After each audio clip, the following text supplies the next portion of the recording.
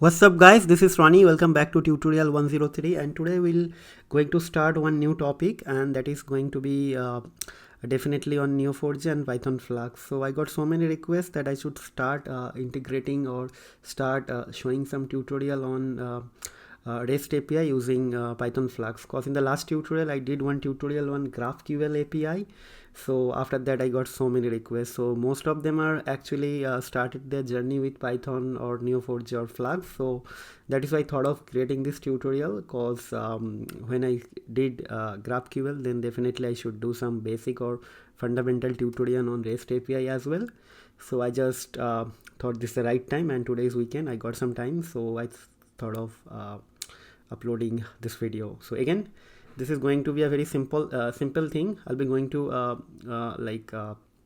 create a simple Neo4j database. I'll dump some data, and after that I'll be going to create one REST API using Python and Python Flask. Okay, Flask is a module from Python, and from there I'll be going to query that graph database for creating and displaying some information. Okay, so this is going to be a very simple thing, and as I told you, like in my case, I'll be going to have only two API endpoint. One is create employee and one is display employee. So create employee is going to create the employee, and display will be going to display the employee. Okay, so there are two endpoints. So create employee will be going to create employee, and display will be going to display. So what are the prerequisite? Definitely, as I told you, I'll be going to create a Neo4j database, but this time I'll be going to use Neo4j sandbox. So this is the right way of showing you whenever we are teaching something. I'm just trying to give you some new information always. So we know how to create Neo4j desktop or Neo4j browser in your local machine. So now I will do something with Neo4j sandbox. So in this tutorial, I will show you guys how to use Neo4j sandbox, and after that how to load data inside that. And second thing, we definitely need Python Flask module. So I'm not going to install that thing. So all of you familiar with how to install. It will be pip install Flask, and it will be pip install Neo4j. So these are the two driver will be installed. So I believe all of you are familiar with how to install pip. So without wasting much time, so let's start with the actual use case. Okay, nothing else is missing from the theoretical part, so let me start with that. So first of all, let me open my browser. So in the browser, if you write Neo4j sandbox, and after that if you hit enter, you will get something at the top like this. This is a URL from Neo4j. So you will you have to navigate to that URL. Okay, so once you navigate, so it will ask you that whether you are looking for some sort of like sandbox or not. So you have to click on this sandbox, launch sandbox. So it will spin up, and the next page will be going to be loaded. Okay, so it will be like this. Okay, so you have to close this thing. Okay, as I created one database few days ago, so it is showing like it is going to expire.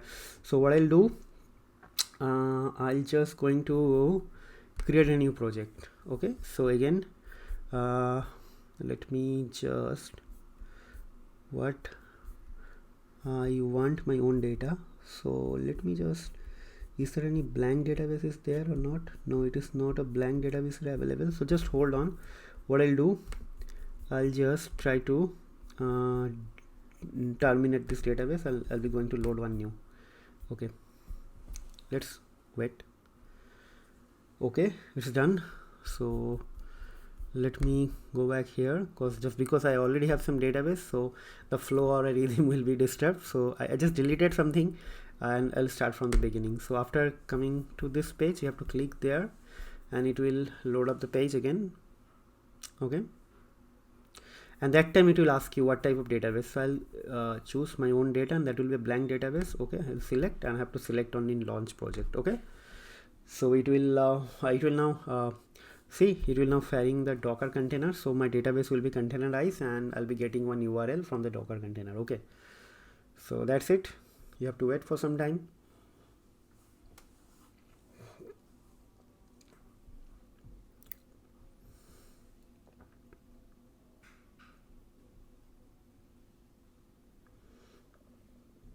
Okay, so a few more seconds.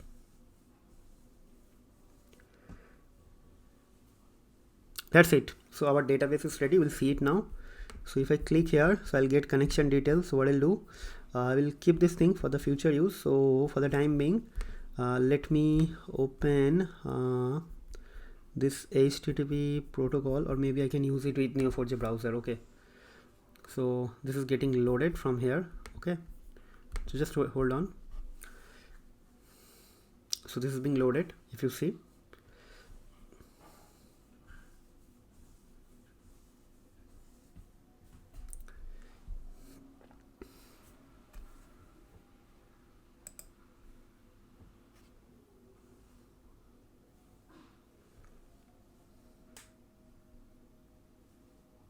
Okay, that's it. So if you see, the database has been loaded. So what I'll do,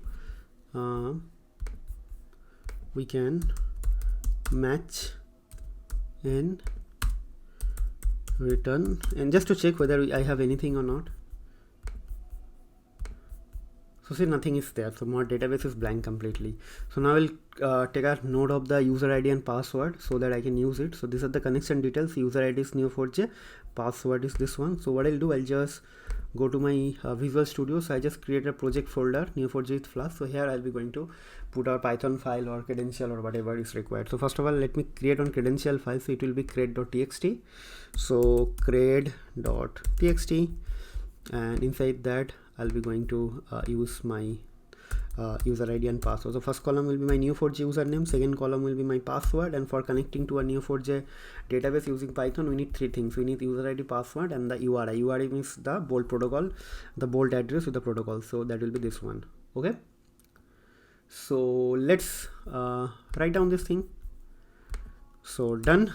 Let me close this thing. I believe it's saved. Okay, now so now I'll be going to start writing the code. Okay, so as I told you, I'll be going to use Python Flask, and everything is installed, so I can start writing the code. Let me just name it as a ipi.py. Okay, that's it. Let me just make it a big. Okay, fine, that's it. So let's start writing the code. So first thing first, I have to import the necessary library. So it will be from Flask. It is here. Import Flask. Okay, and we need request. I believe we need request as well, and we need JSONify. We need to showcase some data, and probably I can use redirect and render template, everything. Probably in this tutorial I'll not be going to use all these things, but in the future tutorial probably I'll be going to use those things. As I told you, this will be going to be a continuation of 2-3 different tutorials, so it is always a good practice to use all these things. Okay, so fine. Okay, next thing is going to be we're going to use Neo4j. So it will be going to be what happened from Neo4j import graph database, and one more module. Just this is a file, so let me just read a CSV file. So it should be import CSV. Okay, so all our necessary modules are important. So first thing first, now we'll establish the connection with Neo4j bold. So let me just write establish the connection. So let's establish the connection here. Okay, so we'll see it how to establish the connection. Okay, so it should be with open, and here I'll be going to write down the file name crede.txt, and it will be as f1. Okay, like this. Okay, so then write data is going to be like this. Then it will be like csv dot reader. Okay, and after that f1, then delimiter equals to this. Okay, and after that we'll be going to create a for looping. Okay, so it should be for row in data, then my case the username will be row 0.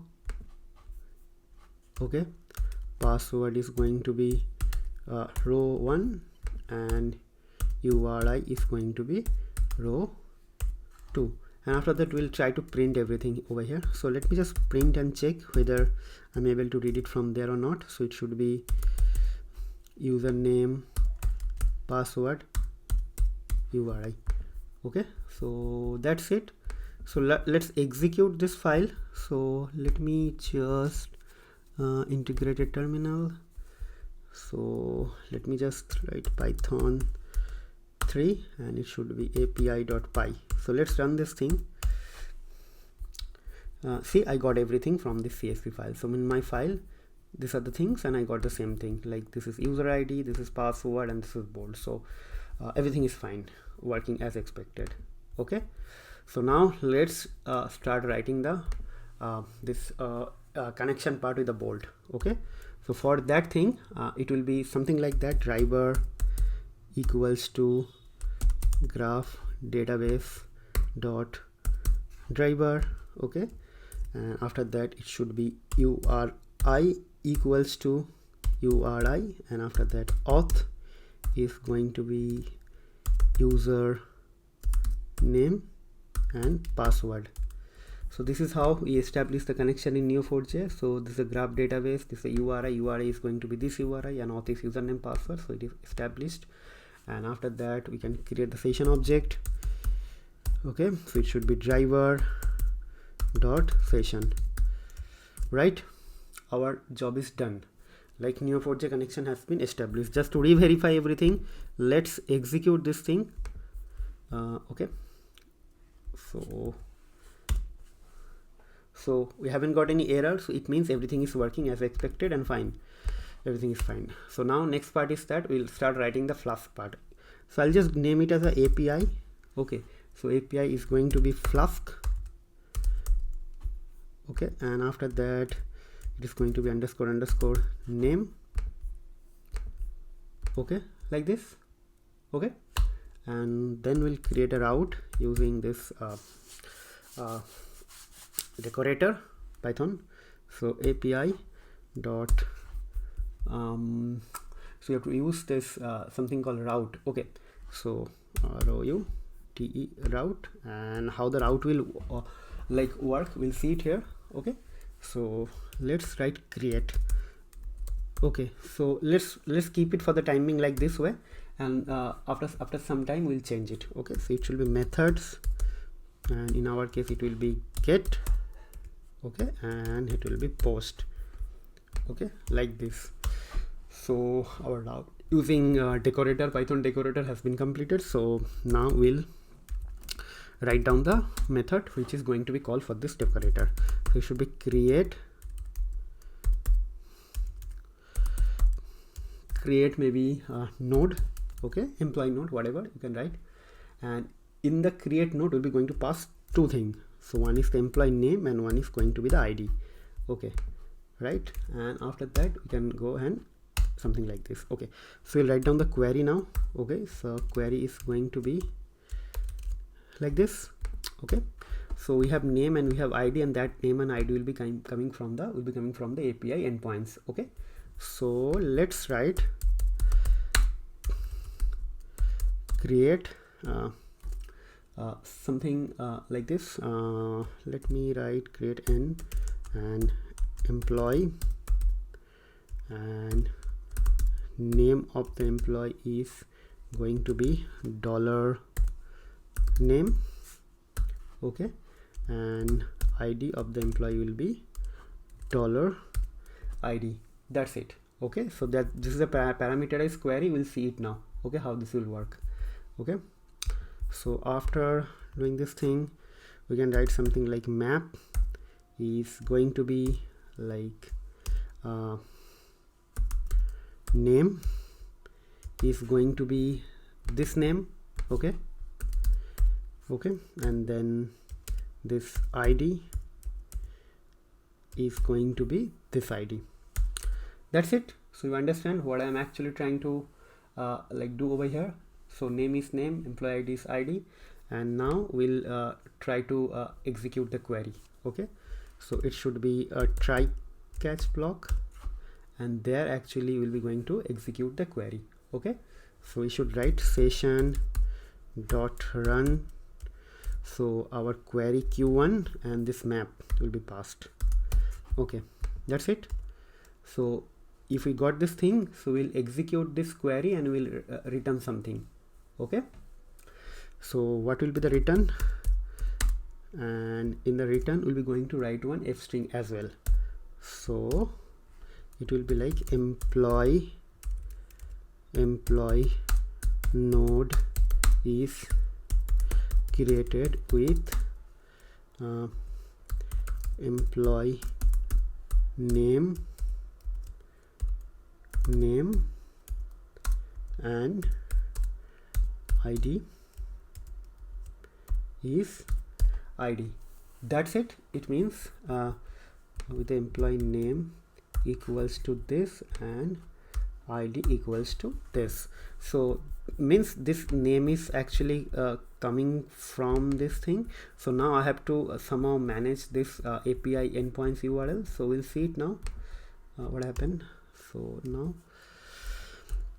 accept E as accept E, like I need to write accept exception as E. Okay, so if exception occurs, what will happen? We'll write now here. So return, and we'll write something similar to this. Maybe I'm just thinking what we can write. In the return we can write str E, means just the exception we can write directly over here. So this is done. So create API part is done. Now the point is that just think about that, like when you are going to create an API, going to call an API, after calling the API in the URL itself, you need to pass this two things. So how to pass that? So for that we have to create a route like this, and after that, just because our name is string, so we have to like something string first. So it should be string, and after that you have to put your name like this. Then you have to close this thing again, you have to put end, and after that again you have to put this integer. Okay, and you have to put ID like this. So what is happening? This name and ID, this name and ID will be passed, and they will be treated as string and integer corresponding. Okay, so how it will be going to call? So you have to call using create, then you have to pass. For example, you are creating an employee node with John and their employee ID is 100, so you have to call create John and 100 in the actual URL. Okay, so we'll test it now how this will work. Okay, so let me create the like endpoint, like ending statement of this thing. So it is going to be same always. So if name equals to underscore main underscore, then what is going to happen? So this is going to be a string, so like this. Then it will be like you need to call the API and API.run, and after that you have to like execute this thing. So it should be port, and maybe I can write 5050. That's it. So my 5050 port is going to be in my port number 5050. It is going to be called, and it is going to be double equals to, just because to compare. Okay, so that's it. So let's execute this thing. Terminal.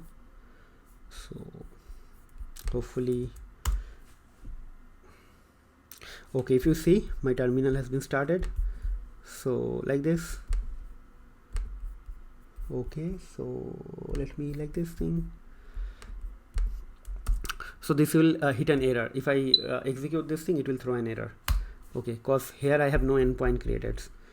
I have no endpoint at home or root directory. My endpoint is create, then name and ID. Okay, so I have to use something like that. Okay, so before I do something, let me execute this thing one more time. So in my graph database, nothing is there. So what I'll do, I have to use create. Okay, then slash, then I'll create my name Ronnie, and I'll use and I will use 100. So what will happen if everything goes fine? One node will be created with name Ronnie, and one employee node will be created. Inside that there will be two property. One property value is name equals to Ronnie and ID equals to 100. So let's execute this thing. See, employee node, so I did a mistake, so it is going to be employee node is created with employee name Ronnie and ID 100. So whatever we have whatever we have written here, if you see whatever we have written here, we did a mistake, so that is it is coming like this way. So you can fix it, but I am not going to change it right now, because this is not the important thing at this moment. Spelling we can check anytime. So it is created. Now we'll re-verify this thing whether my employee node is created or not. So see, I got employee node, and if you see here, ID 100 and name equals to Ronnie. So let's try for one more thing, and maybe I can create, let's say John, and let's say 87. Okay. So see, employee node is created with employee John and 87. So let's try to execute this thing one more time. See, 2 created, John with ID 87 and this, and Ronnie is this. So it's fine, it's working fine. I believe you guys understand the concept of creating this thing. So now next thing is that how to display this thing. Like now it is creating. If I want to see the whole data, what to do now? So for that we have to create one more endpoint. Okay, so we have to create let's say one more API route, whatever we were creating here.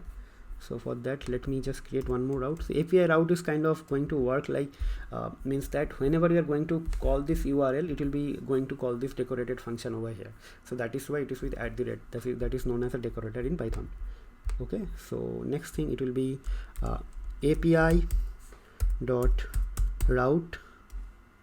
Okay, and there probably I can write display, means the after the main URL it will be display. So our main URL is, let me open this thing. Our main URL is this one, up to 5050, and after that /create, and this means why I am writing like this, because my route is like this, create then this, and it is starting after the root URL. So in my case, if I put this thing, so our root URL will going to be it will be the URL, actual URL will be going to be root URL then /display. Okay, so display, and the same thing is going to be methods methods, and it is going to be get and post. Okay, so that's it. Then we'll write def display underscore node, no parameter, just simple thing. Okay, and this is going to be very simple. I'll be going to write a query first. It's going to be match and return n, right? Match n and return n dot name as name, and after that n dot how it is getting created. So name is this and ID, so name dot ID as ID. Okay, so this is the actual query. So query is done. So now I'll be going to execute the query. So let me results equals to session dot run dot q1. Our query is executed. Okay, so now I'll put data equals to results dot data. Okay, that is done. Now I have to return the JSONified data of this thing. So it should be return, and I have to JSONify this data. That's it, simple. So I got the results over here. Okay, and after that I'm just holding this value using results.data. There is a method which is going to give you the map of this thing, and after that I'm converting it to JSON. So hopefully this will generate the result. Okay, so what I'll do now, I will try to run this code again. So for that thing I need to stop this query now. Sorry, not query, stop this code now. So let me execute this thing one more time, but before I execute I need to change this thing. emplo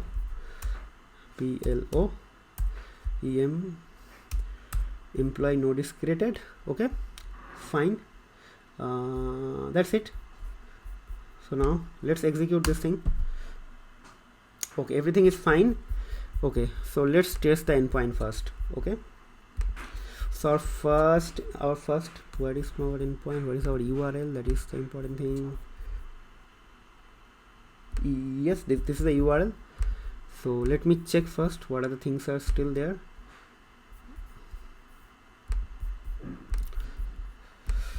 Okay, I have 2 nodes till now. Okay, so let me just execute and create one more. So let's say create let's say Nancy. Let's make it a capital Nancy, and let's Nancy. What happened? What is happening with my keyboard? 1 0. Okay, so see, employee node is created with employee name Nancy and ID equals to 0. So let me just execute this thing again. So there will be 3 nodes. Perfect, 3 nodes. So now we'll be going to test the next endpoint. So next endpoint is here. If you remember, I used the endpoint is display. So slash display will return everything from the graph. So 3 node will be written here. 3 node means the data, not the graphical structure, though that is only possible within Neo4j browser. Okay, so if I put display, so I'll get all this 3 information. See, I got in the form of nice JSON. So ID equals to 100, name equals to Ronnie, ID equals to 87, name equals to John, ID equals to 10, name equals to Nancy.